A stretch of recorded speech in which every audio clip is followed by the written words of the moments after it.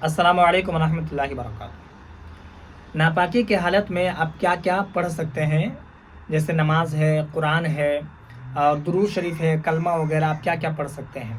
क्योंकि जब औरतों को पीरियड होता है तो फिर वो नमाज नहीं पढ़ती है, छोड़ देती है, इसलिए कि नापाक हो गए हैं। कुरान शरीफ नहीं पढ़ती है इसलिए कि नापाक हो गए।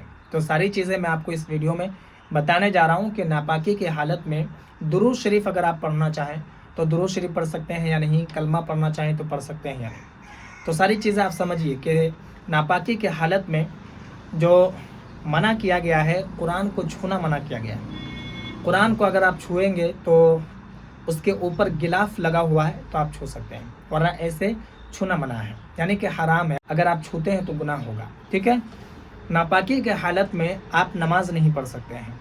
नमाज की जगह आप क्या पढ़ेंगे तो इसको आप समझिए कि जैसे ही नमाज का वक्त हो जाता है तो आप वज़ू बना लीजिए, मुँह हाथ धो करके जिस जगह आप नमाज पढ़ते हैं, जहाँ नमाज बिछाकर वहाँ बैठ जाइए और बैठ करके आप कलमा शरीफ पढ़ सकते हैं। पहला कलमा जो हम लोग पढ़ते हैं उसको पढ़ सकते हैं।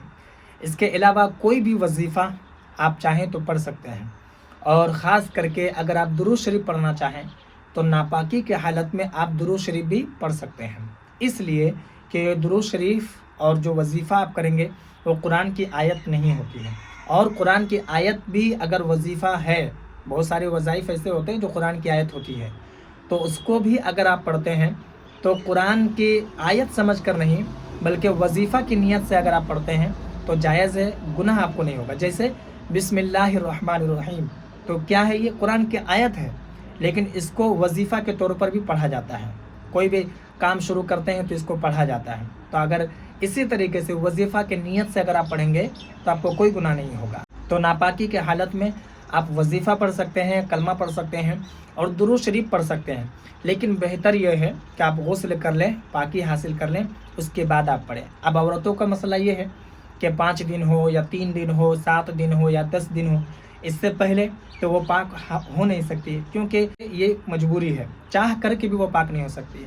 तो ऐसी सूरत में वो चाहे तो पढ़ सकती है और पढ़ने का कोई गुनाह भी नहीं होगा, बल्कि जैसे सवाब होता है वैसे ही पढ़ने से आपको सवाब होगा, ठीक है।